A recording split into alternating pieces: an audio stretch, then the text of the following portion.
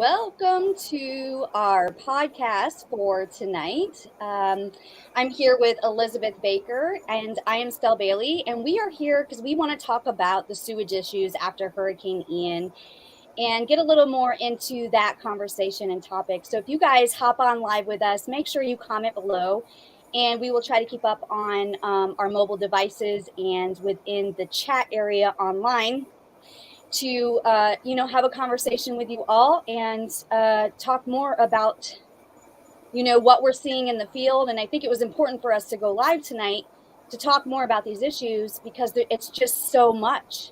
It's overwhelming in the last few weeks. Elizabeth and I just came back from Washington, D.C. We spent a week in Washington, D.C. We were doing a lot of work there, meeting with Congress members, committees, working on the EPA Safe protest. We showed up to that protest. It was a phenomenal time. And just meeting other advocacy groups and knowing that we're not alone in the fight for clean water and healthy environments. So I just want to get into the recent spills after Hurricane Ian, specifically in Brevard County.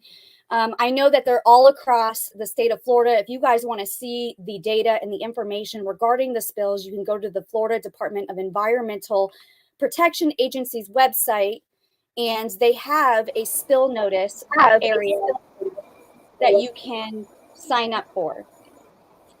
So here in Brevard County, there was a 7.2 million gallon sewage spill. And Elizabeth, what do you think of that? Well, first of all, after talking to the homeowners where that sewage spill was in Titusville, I believe that it was preventable. From what I understand, there was a tree that had been reported that was very close to a transformer. Before the storm, they had reported it. Nothing was done. Lo and behold, the tree knocked out the transformer. So that's first and foremost is this appears to have been a completely preventable situation. And standing there and seeing all of that raw sewage flow under this one beautiful historical home that was absolutely just an amazing home right on the river that we should be doing everything to preserve that history. The homeowner there says that the city the day before brought them 8 sandbags. Like, what was that supposed to do? I don't know what 8 sandbags was supposed to do to help these people. So, I don't know that the city has done anything to help them remove all of the sewage that got under their home, but it literally flowed completely underneath their house into the neighbor's yard and into the neighbor's pool. Then it was, also flowing directly into the river. So, I just wonder if anything has been done to help, make sure that these people aren't just living with a ton of poo under their house. I can't believe that they would be breathing that and it would be okay. Nothing was done to prevent it from getting under their house. They knew there was a leak. I feel like the overall health of the people that live there should have been the absolute first and foremost priority. The leak happened. Okay, they're trying to fix it. But in the meantime, protect human health. So just to back up really quick, I left off at the 7.2 million gallon sewage spill that happened in the South Beaches area. And you're talking about an incident that happened in the city of Titusville. And this is all happening. Yeah, I'm sorry. I got confused on them there. We'll go right into that, actually. This is all happening within a few days span. And there was already issues before Hurricane Ian hit. From what we were being told in the field, boots on the ground, we were talking to neighbors, we were talking to these communities, and they were saying they were already having these issues. And specifically the historical home that you're talking about in the city of Satellite Beach, they discussed that this is not the first time that this has happened. This is not the second time. This is not the third time. This is a continuous issue that has happened throughout the years. And this just happened to be a really bad time because now the sewage got into under their homes. But that particular lift station has had continuous issues and they have made complaints. Elizabeth and I were out on the Indian River Lagoon and we kayaked so that we could get a different perspective of this spill. And I just want to show a video of that, us out there trying to get how it was spilling in. And we'll explain that here in a minute. Here, let me show you the video. We'll go down to videos and just bring that up.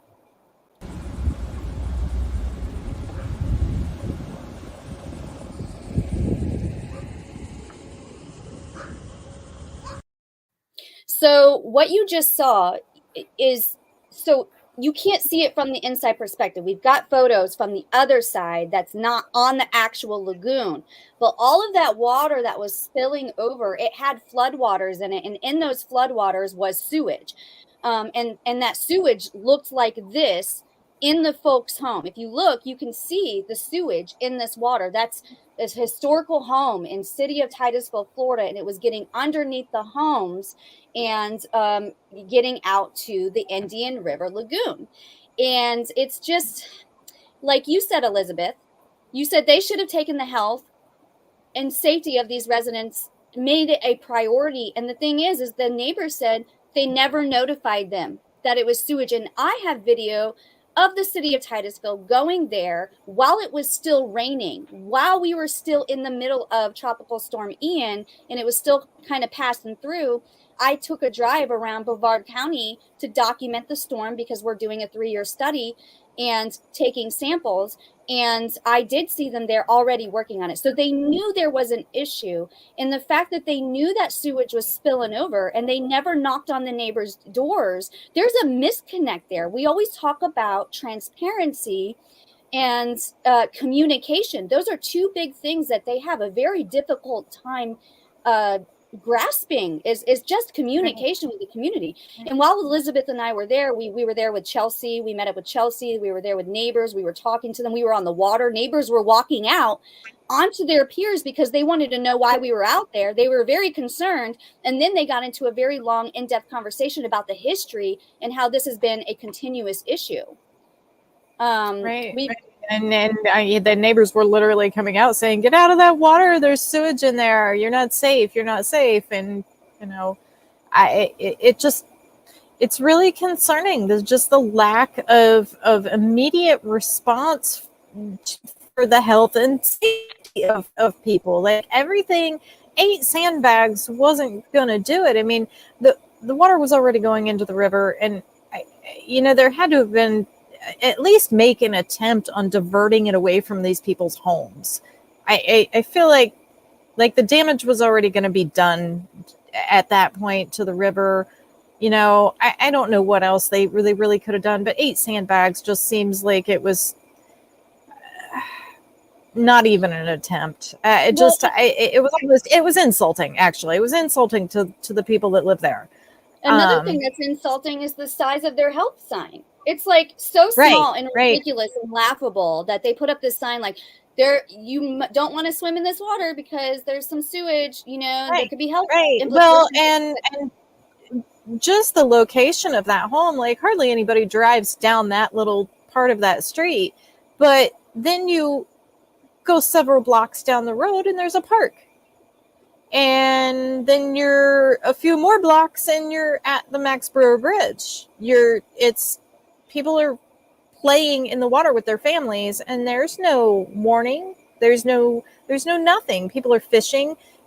People are swimming with their children. I mean, I hope nobody's eating anything that came out of that water, but it's just really, really, really disappointing in city governments when they drop the ball in warning people of health hazards like this, with county governments. I mean, I think this is a big reason why so many people don't trust their government, is how many times we've seen people, be exposed to something and the government, whatever level it was, didn't warn anybody. They knew and they didn't warn anybody. And I think that's my biggest gripe when these things happen. And even with our overall infrastructure and waste management problems, is that not communicating that we have a problem, not acknowledging that we have a problem publicly, is putting people at risk that may otherwise take steps to protect themselves and their family and prevent injury or illness. So when we were in It's the field, disappointing. one of my things is, I feel like city council, leadership, politicians, they should be doing exactly what we're doing, is going in the field and seeing this firsthand and talking with the people firsthand. They are there to serve the people. They're supposed to represent their community.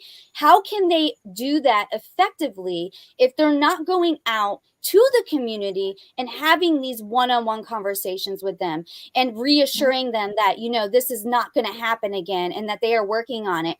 And then they get upset. The politicians get upset because they say, well, we're always painted as the bad guy and everybody's always mad at us. And I'm like, well, you need to communicate with your community.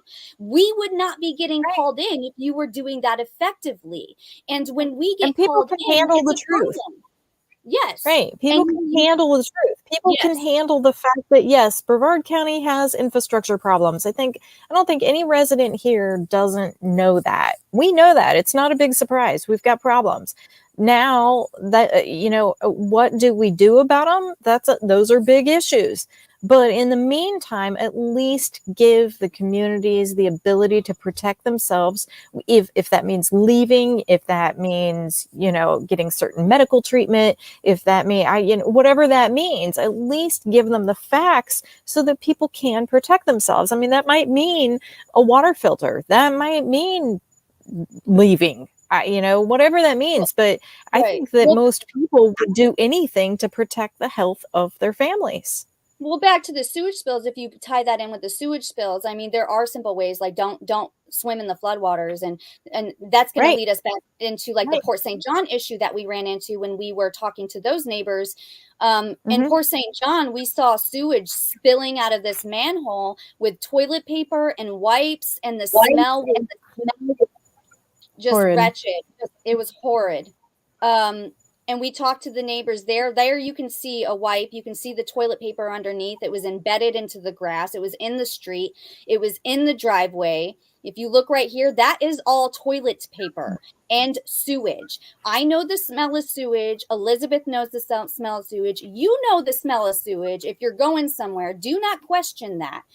And the fact that, and I want to get into this conversation. This is real. I'm going to be authentic here and tell you guys, every time we go out in the field and we document something like this, whether it's sewage spills, whether it's manatees, whether it's algae blooms, it never fails that there are people that come out of the woodworks to attack us and to criticize us and to come after us to try to steer the narrative because they don't want to see the reality of what is going on with the Indian River Lagoon. They don't want to see the reality. And it's typically people that are connected with cities, with city council members, and people that have something to lose because we're showing the reality of what is going on with these waterways across the state of Florida. Well, they try to cast doubt with, public criticism like that. I mean, don't get me wrong, criticism is one thing, but coming and saying you didn't see what you're seeing, still that's not poop and toilet paper you're looking at. You must be crazy. That's, that I know what I saw. I saw what I saw. I was there. I smelled it. I saw it. I even got some whiffs of it where I could taste it. That was disgusting. It was disgusting. And these poor people that, this is in their yards. And, the one gentleman in Port St. John was making reference to children riding their bikes through the sewage on the sidewalk. And here we are trying to tell people, hey, don't let your kids play in sewage. And somehow that's not the right message. There is so much in those floodwaters that could harm a person, and children especially. What kind of jerks would we be if we had that knowledge and didn't say something publicly? I feel like we, just knowing that, gave us the responsibility to make that public knowledge and to warn people. A lot of people maybe just didn't think about it. They thought, oh, kids are being kids and going out there and playing in the water, and they maybe just didn't think about it. They grew up playing in puddles. It's cute for us to do it now, but what they didn't know was that there was 190,000. Is that what that was? Yeah, that's what the DEP gallons Yeah, 190,000 gallons of sewage. Let me show the video for everybody. Watch this, guys. I mean, it was bubbling up. I mean, that doesn't even show. I have other videos, but I had to convert the ones that we uploaded here. But Literal shit candle.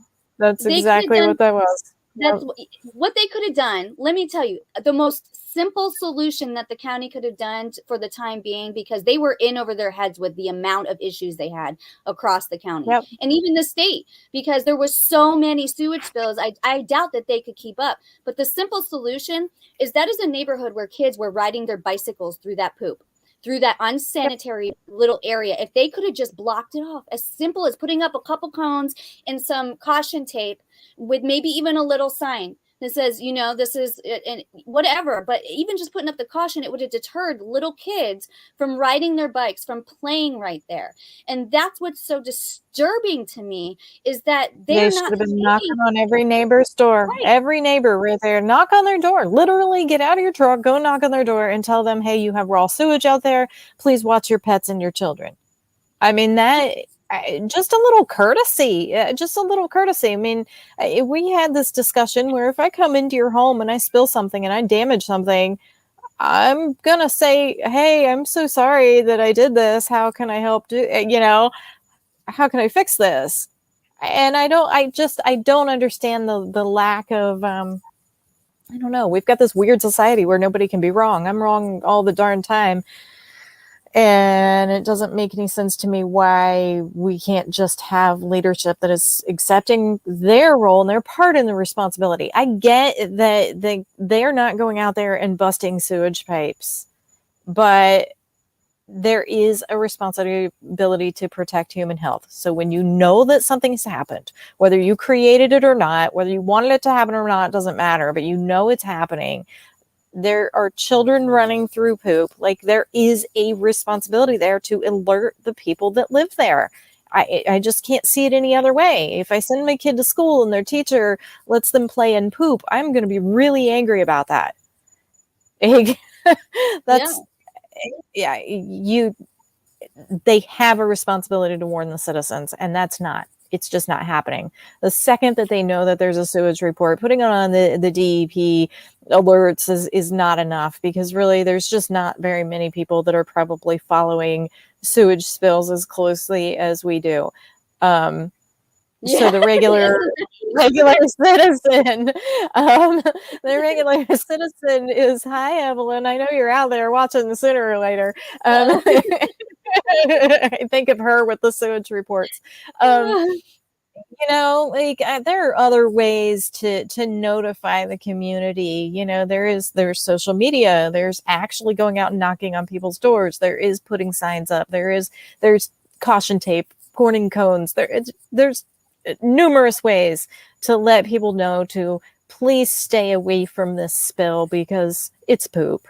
That's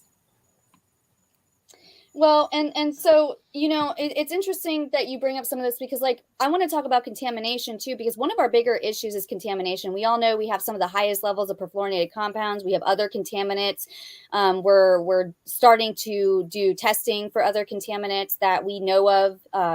There's things like strontium and radium-226 that we're concerned about. And so some of these contaminants like PFAS, they're in sewage, and it's not sanitary. It is not healthy. And to continue to saturate our soils and our waterways with sewage, it's more than just not looking good. It's more than just not smelling good.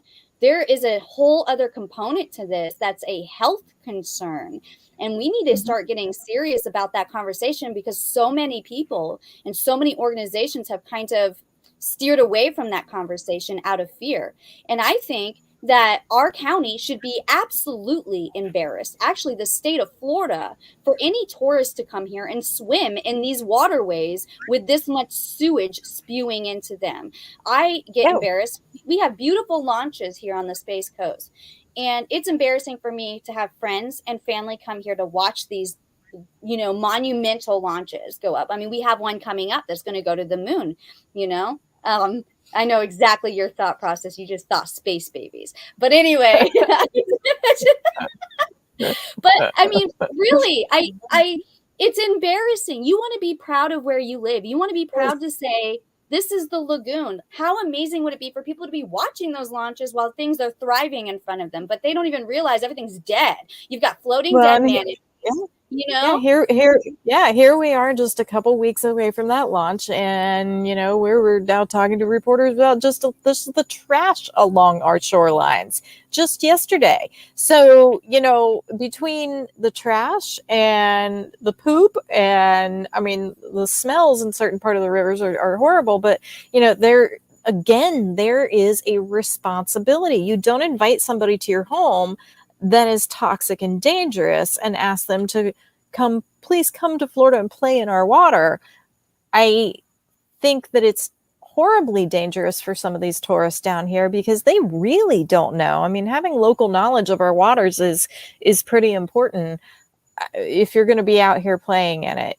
And when there's no warning signs, and the vacation place is saying, please come play in our wonderful water, come fishing, come parasailing, come paddle boarding, let's go on these night kayak tours.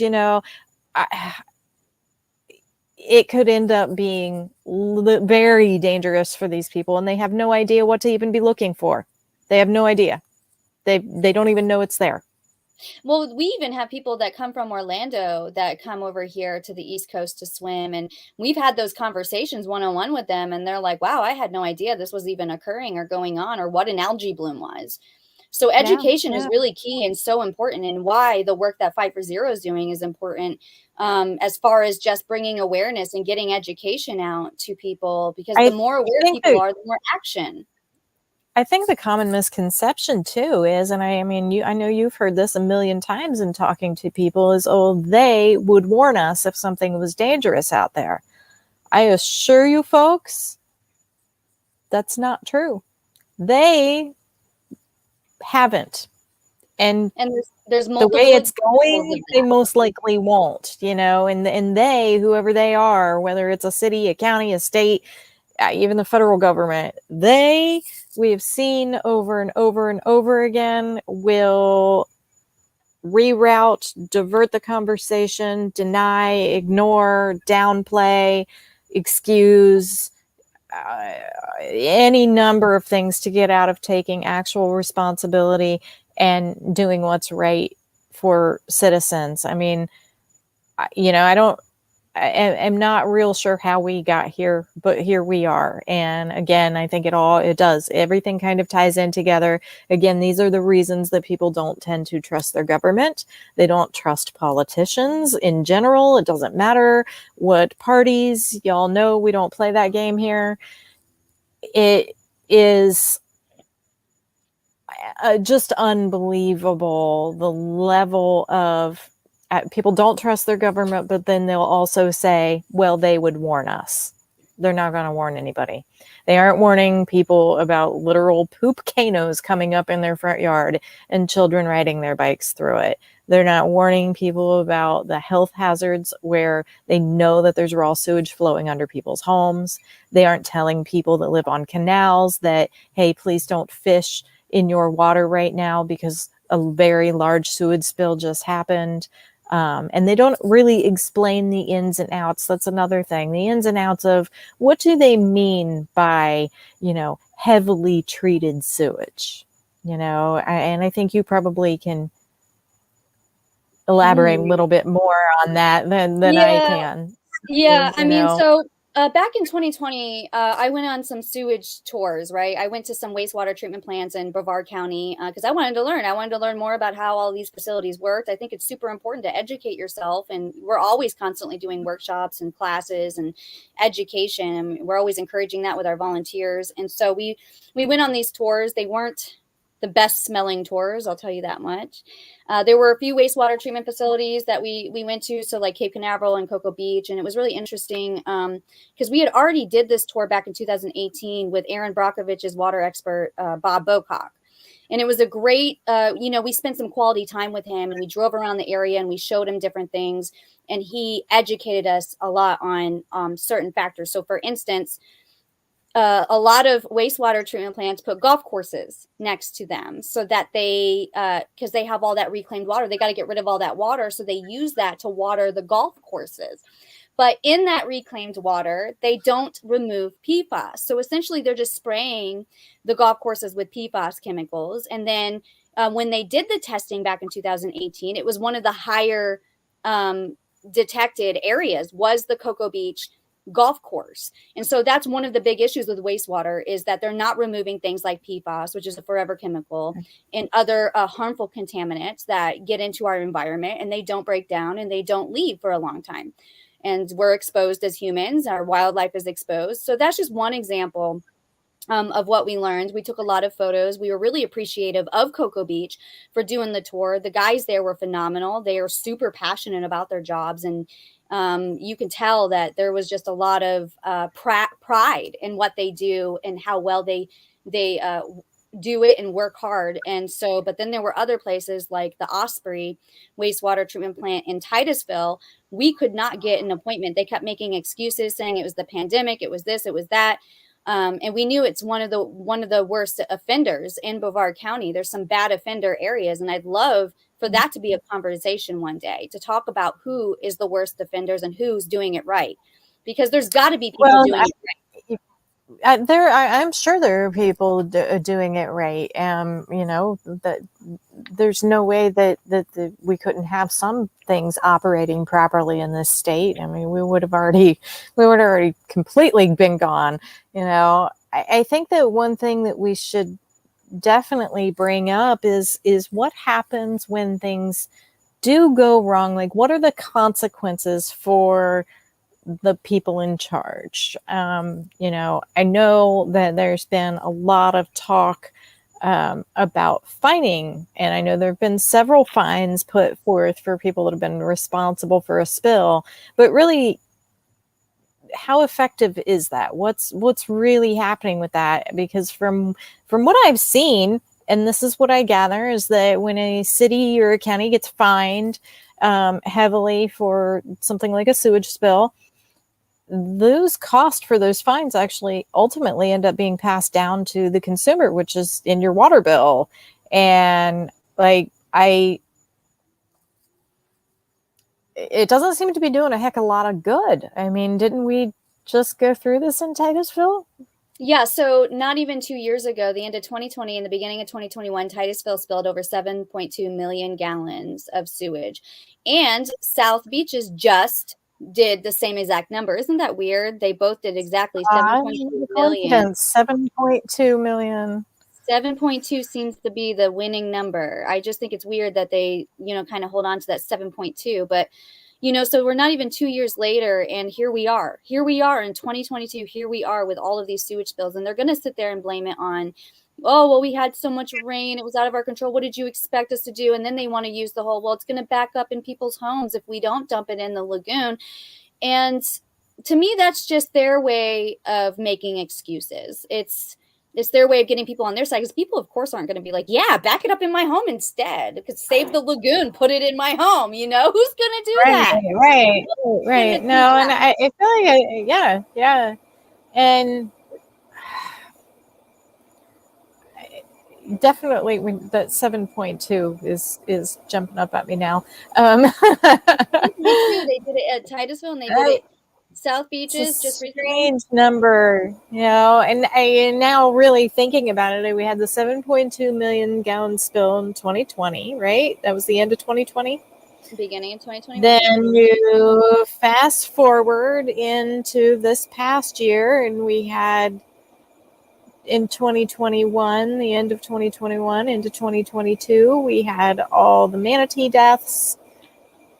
The river just absolutely fell apart. We've had all of these things happen. And now here we are again with 7.2 million gallon spill. And then some, because there were multiple spills throughout the county. Some of them 5,000 gallons, some of them 190,000. It was different way. But it was definitely more than 7.2 million gallons. That all adds up. That all happened within the same week. And I was just out on the Indian River yesterday on the banks looking at the water, and here we are. I mean, It's already turning colors. It's already turning green. It's getting greener and greener by the day, and it's kind of scary what the short-term future holds, let alone the long-term future. I mean, the damage that we've done here is incredible. Yeah, it really is. And oh, I want to talk about the chemicals. I'll go back to it, but I'm going to write it down because I have a couple points I want to bring up. But uh, septic to sewer, that's a big discussion lately. Have you noticed that the last few weeks? One of the things I think that frustrates our community, and this is something that we've heard firsthand talking to people one-on-one through the communities, because we're constantly in the field, grassroots, boots on the ground. I think we're one of the very few organizations that are doing that are in there talking to the community. I am very proud of that fact that, we have always stayed boots on the ground. And one of the things that people have been talking about is the septic to sewer and their frustration with government and certain organizations. Kind of, it feels like to them that they continue to point the blame at the people, whether it's their grass clippings, it's the dog poop, now it's the septic. And not saying those are not issues, those are definitely issues, but we never see them take accountability for their role in the decline of the Indian River Lagoon. Right. So, Those people wouldn't have septic systems if they weren't permitted to have them in the first place. They wouldn't have them if they weren't permitted. And this goes right back to that other point of most people think, well, they would have told us. They would have. No, they wouldn't. They wouldn't. In our county, we knew the EPA had already told them years and years ago that septics were a bad idea, but we went ahead and allowed developers to come in here and do whatever they wanted. And now we have all of these huge communities with septic tanks, and they are a problem, but let's quit blaming the people for it. They didn't. Yeah, I mean, I would like they didn't build the development. I would also like to see them practice what they preach. But as far as septic to sewer too, I think another concern is people are like, you can't even handle the sewer that's hooked up now. I mean, we're having spills from all these overloaded wastewater treatment plants, and you want us to hook up more homes, and you can't even handle what we have now. And you don't even have quality wastewater treatment plants with upgraded technology or anything that's more inland and off the lagoon. So that's another really good point. And the cost of septic hookup, taking your house off septic, is astronomical. And in a time that we're dealing with inflation and people are literally unable to make it paycheck to paycheck. I mean, we're in the middle of a housing crisis where we have a front row seat to climate change right now. We're watching these environmental things happening, that are definitely man-made, things like sewage spills, the garbage coming up. And it's, you can't expect for people to just shell out, what is it, $12, $13, $14, $15,000 that it would take to get them off of a septic tank into a sewer. I mean, the cost is significant. And you've got some people that believe that people should put liens on their houses just to do it. And absolutely not. We've got EPA documents decades ago that told them that if you put all these septic tanks, the lagoon's going to be in trouble, and they still did it anyway. And we'll say this over and over again. I will never stop saying this. When are we going to be proactive and stop being reactive? Because the cost ultimately on us as taxpayers and with our health, the cost is ours. Right. At the end of the day. So, I realize that it takes money. I realize it takes money to fix problems. But I feel like the money that has been granted to help with the problems in the lagoon,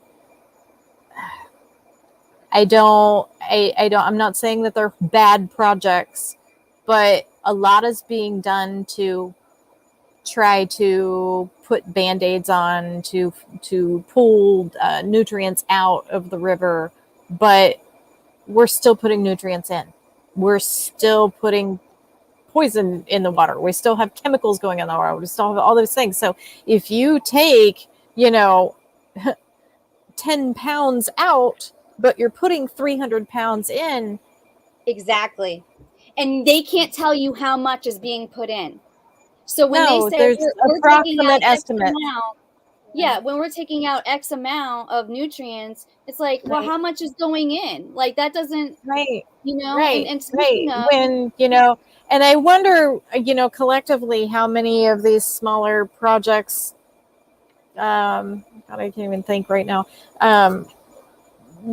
for that kind of thing have been done, and how much money added up in those projects since the whole lagoon, um, one lagoon started. Like, how many of those what dollar amount would it have taken to just build an entirely new, sewage treatment plant on the other side of 95? Like, what are we doing to get to there? What are we doing to right. get to there? That's what I want to know. What are we doing Well, to it's make sure almost that we like can prevent? we're putting the cart before the horse, right? That's how Right, it feels. It's like right, endless cleaning. It's an endless cycle until what would it stop the source? You know what I mean? Like, right, yeah, right. I feel like, yeah, we're hanging them pictures before we painted the wall. yep, yep. And it doesn't make any sense how we're doing this backwards. Not that those are not valuable projects, but I feel like they will be valuable projects once we stop the source of pollution going in. Yeah, it doesn't. I also We're want just to point beating our head out, against a wall right now. since we're talking about sewage, I just want to quickly point out that the Kennedy Space Center had up to 18 wastewater treatment plants themselves. And oftentimes people get upset because I believe, it is my opinion, it's an opinion, that they should be contributing to helping us with this lagoon problem. And the reason I believe that is because not only did they contribute to the contamination that we're seeing in Brevard County, but they contributed to the sewage that went into the lagoon, because back decades ago, it was common practice, not just for municipalities, but everyone along the lagoon, to be dumping their sewage, including them. And so essentially, they helped with the decline of the Indian River Lagoon. And I would really love to see them step up and collaborate. And I know people get upset about that. And they're like, well, it's not their problem. It is. You live in our community. Are you not embarrassed too that The people are workers live walking in by? our community. The workers that work out there live in our community. All of the Space Center guys and girls that work out there, their families live here. Their children go to school here. They eat here. They swim here. They fish here. They recreate here. And I do believe if you're going to be doing business in a community, you have an obligation to that community. And I mean, good Lord, the amount of money being shot up into the sky right now is amazing. And as a disclaimer, we do not want to shut the space program down. Oh my God. Let me put that down. We Hold on. do not want that. That We support this. We just want to see things done a little bit more responsibly. And yeah, they could be helping out. They could be helping out with messaging to our community. My goodness, they know how to communicate. They can definitely help us get the messaging out to, stop with fertilizers. Get your septic tank checked if you can do that. Just get it checked, make sure it's operating properly, because we know that a damaged septic system is definitely going to be way more harmful than one that's operating properly. There's also septic tank upgrades that can be done to make a septic tank or a septic system operate a little bit better than maybe some of the older ones would have. There are lots of things that can be done, and they could be helping us at the very least with that. But there's billions and billions and billions of dollars being spent out there. I don't see any reason that they can't help this county or even the individual cities where their employees work and live and play and raise their families, to have a safe and healthy environment to grow up in and live and thrive. So, Jobs are one thing, but if you have a job and you're unhealthy, yeah, 100%. I yeah. want to talk about, in 2026, the half-cent tax is going to be up for a vote again. And I know I'm bringing up, I'm a little ahead of it, but they're gearing up for that vote. They definitely need the money, and my concern is that the community is not going to vote for that half-cent tax. And that's because, what they're seeing isn't matching what they're being told. When you Right. see thousands of manatees perishing and you constantly smell sewage and you're constantly smelling the muck and the contaminants in there and seeing dead fish lining your shorelines in a fishery that's completely gone almost. I mean, Well, the now fish. you can only tell the community the water quality is getting better so much before they call bullshit. I mean, seriously, these people they're seeing what's going on. The people in this community are seeing. They're out there along with us. They see the dead manatees. They see the green water. They see the lack of seagrass. They know. They remember when they were kids and they were here and this water was clear and there were seahorses and crabs and clams and I mean just this abundance of life and beauty. And now our shorelines are covered in trash. The manatees are definitely dying off. We're in a crisis here. This is an absolute crisis in this national estuary of significance. It is important. It is significant. And it's very, very important that we protect it. And we're just going to kind of play pretend. It's the people are catching on. The people are catching on to that. And they're, I'm with you. Like, I know it's going to take money. I'm not against the half-cent tax, but I do have questions. Mm-hmm. I have questions. Well, and like you'll notice that they're hiring community engagement now, and they're investing more in marketing. And I don't know if they're like at a point of desperation. I have a lot of critiques on their marketing and how they're approaching that. I just don't think they're resonating with the communities. They're more so resonating with the politicians and their small group of people. And I don't think they know how to go outside that circle. Right. And I don't think things like wrapping cars is an effective tool. And I don't think wasting money on 2-minute videos. How much was that 2-minute video we saw? And I don't even think it was them. It was the National Estuary Program that did that. Yeah, that's it another was crazy. thing. A lot of people are confused because there's so many Lagoon groups, and I've told this to them. There's the Lagoon Roundtable, the Lagoon Voices, the Lagoon, Committee, the National Estuary Program. I mean, there's so many Lagoon groups out there. I think where my frustration lays. It's really confusing to people. It's hard to, there's just not enough hours in the day for me to do all the things that I want to do. But, I've started to kind of go down the rabbit hole of where some of those funds really went and who contracts were assigned to. And it's not easy to find. There is a financial report on the, I believe it's the One Lagoon website that it's vague. It really doesn't tell you exactly where that money went to. And I just believe that if it's public money, like we should know where every dime of that went to. If they bought a package of pencils, we should know that. Like, this is how much was spent on this. And, what was the bid process on some of these projects? That's another important question. Who is performing the work to do things like install baffle boxes? Like, those things are important for us to know. And it would be irresponsible of us as citizens not to be questioning where some of that money has gone and how it's being spent. Especially when we know that some of these projects are, we removed an estimated amount of nutrients from the river, but we still can't get even a real solid answer on what's going in. And that's, again, we've talked about this before. They focus on nutrients an awful lot, but there's a lot of other things going into the water besides nutrients that are making our water sick. Well, and then on top of it, I have noticed they're reluctant to answer certain questions in public forums, like what you just said when you said, well, who's the contract? And you never really get a straight answer. They're just like, well, have you gone to the site and have you done this? And you say, well, like, and you I've heard you specify to them, like when we've gone to meetings, like, well, no, like I looked up this one particular thing and I wanted to know who was behind that baffle box specifically in the city of Titusville. Like, how did that money get transferred from the county to the city, from the city to whoever installed this? And I've heard you go into that. And, I think it is responsible of us as citizens. It's our tax-paying money. We voted for this on ourselves because we cared that much about a clean environment and waterways, thriving ecosystem.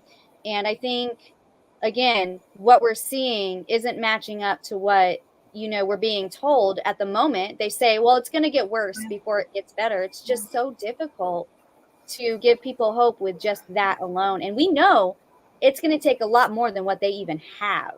And what they have seems like a lot, but it's not just millions of dollars we need to turn this around. And that's why I think NASA needs to step up. I think the federal government needs to step up. Because the federal government, again, over 30 years ago, designated the lagoon as a national estuary of significance. And what has happened in 30 years, it has only gotten worse. It has only gotten worse.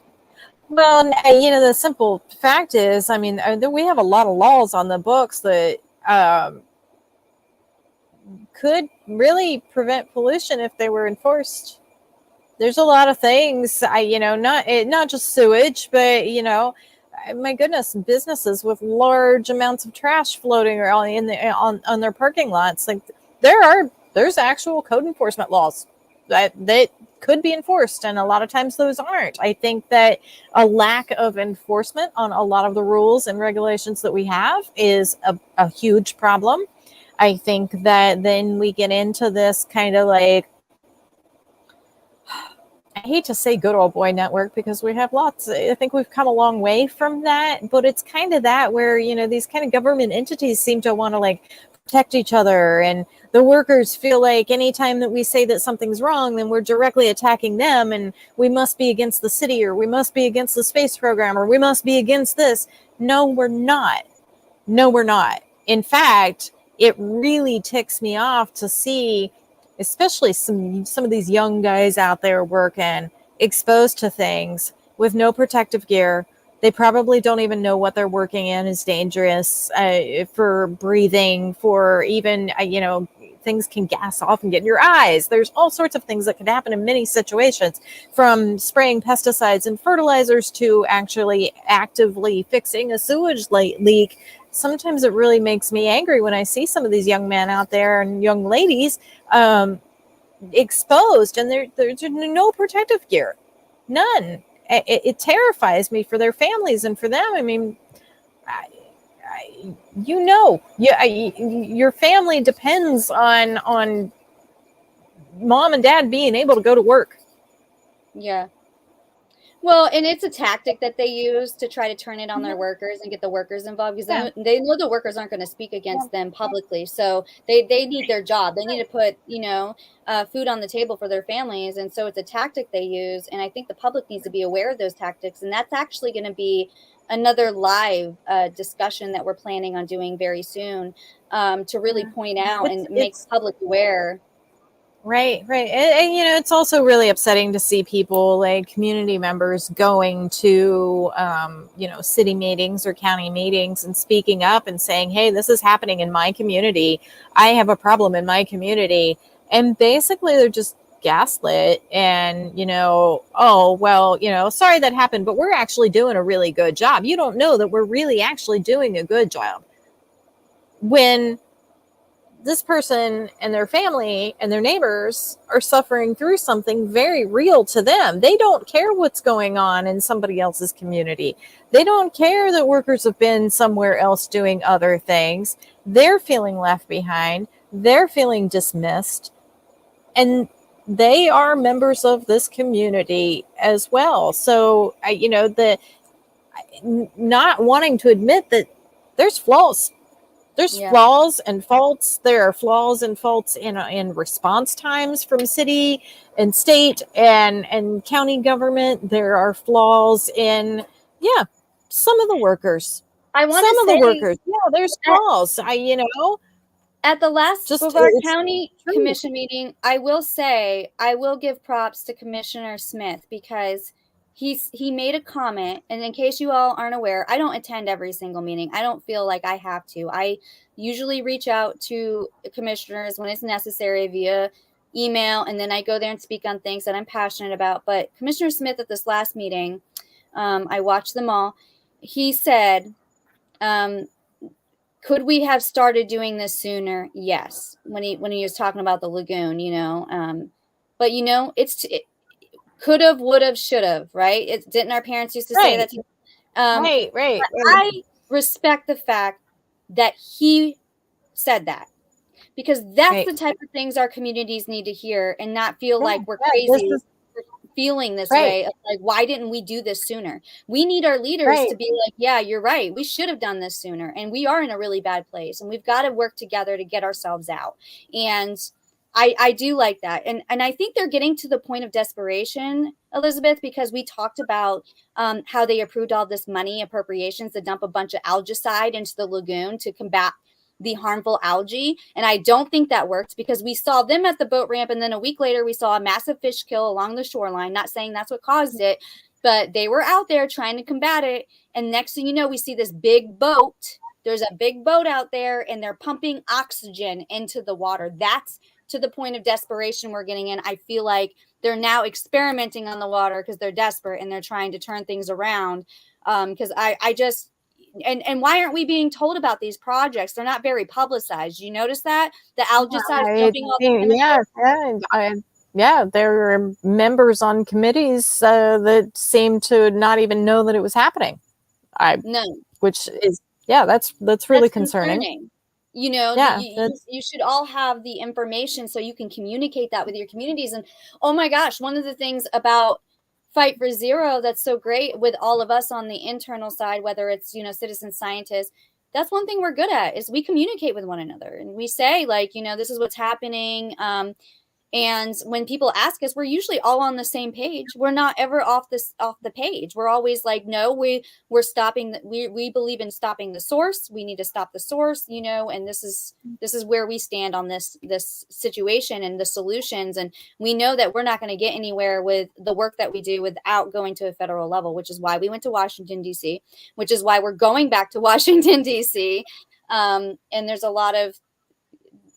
just a lot of work to be done. And it's sad that we even have to do this work on a volunteer basis. And, there's so much more to talk about. I feel like that you really respecting the community and allowing the community to really flourish and grow and be a part of a solution is a wonderful thing. There are such great people in Brevard County. And, as much as I tend to complain about all of the problems that we have incredible, incredible citizens in this area, and talent beyond belief, people that are just so intelligent. Like, it's hard to have a conversation with them at all, but you feel really dumb. We have all of these wonderful, wonderful resources. We say it all the time. Our best resource is our people. And, there's no reason why our county or state or our cities can't reach out to their own communities, acknowledge that, hey, we have this problem.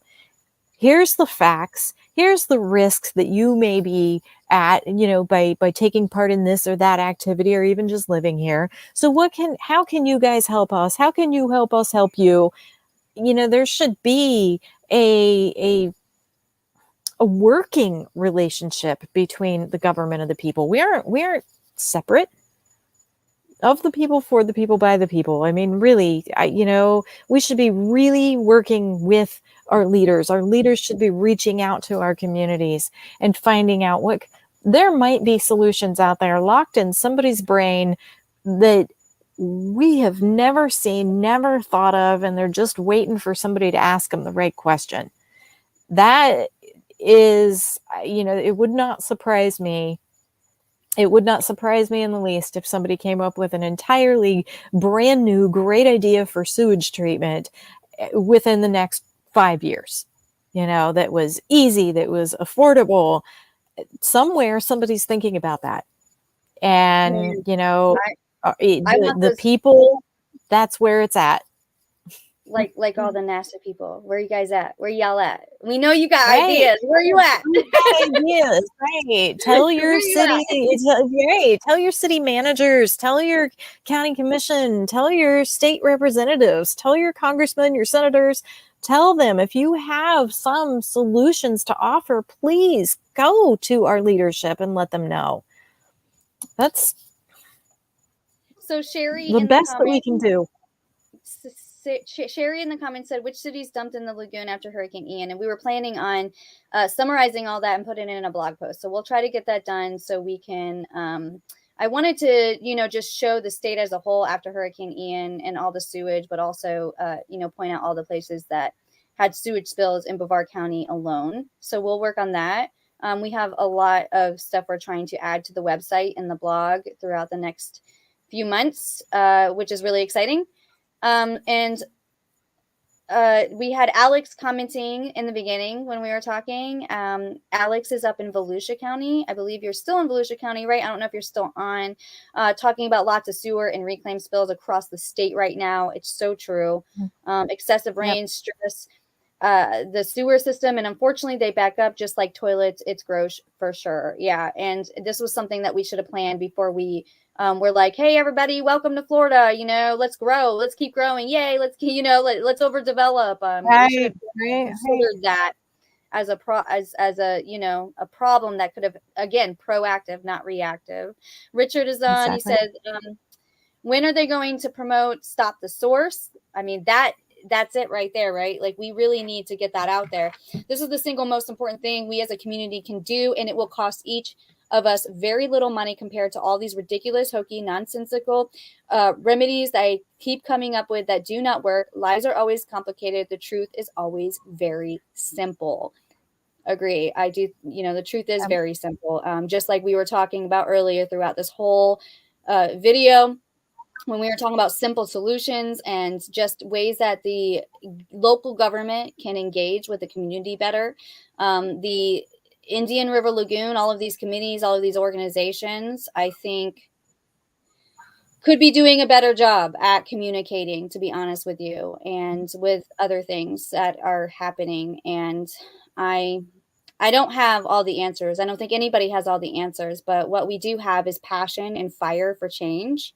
And if we can just continue going down the route of coming together as a people, like Elizabeth said, our best resource is our people. And you guys have been phenomenal helping us throughout all of this. I can't tell you how many people message us and tell us that there's sewage spills, there's manholes overflowing, and are now helping us document and sending us images and giving us permission to use them and blog them. And that's what we need from you all, is that kind of help. It is really important that we're documenting all of this through video footage and through photography images, and not just the sewage spills. I want you to document what you find beautiful about the Indian River Lagoon in this beautiful county, because I think we also need motivation to continue fighting for what we love here. And because it can be discouraging at times. And it's those sunrises, it's those beautiful sunsets, it's seeing that dolphin every once in a while, it's seeing a fisherman get that good catch of the day, it's seeing families go out on their boat to enjoy themselves. It's those moments that remind me of my childhood and reminds me of why I do what I do. And with that being said, Elizabeth, do you have any closing comments? Because I think we're going to go ahead and hop off here. So, because Miss Stell here is always just so uncomfortable even mentioning the fact that we work off of donations here. Fight for Zero does not have any kind of like massive funding coming in or anything. So if anybody out there can help make a donation to Fight for Zero, that would be fantastic. I don't mind plugging for you because I'm just a volunteer. So, those donations help to get this blog written. It helps to, have equipment and safety equipment for people to go out and be in areas that are dangerous, breathing things that we probably really shouldn't be breathing. It helps to just ensure that we continue on this mission to educate the public, to help inform even our lawmakers and the people higher up than us little regular citizens on what is happening and how we can do better, how we can really help each other. So help us help you. That would be great. Fightforzero.org/donate. Yeah. All right. I'm going to end this with a beautiful video that I just love because it highlights all of our volunteers and just like the tremendous work you guys do. And I'm always up talking everyone that volunteers and just works with us and is so passionate about this. And all of our, group members in Fight for Zero Brevard and our other groups across the state. You guys, I am so humbled to know you and to be a part of this. So thank you so much. Well, when did the bar become set so low that any trace of any chemical was safe?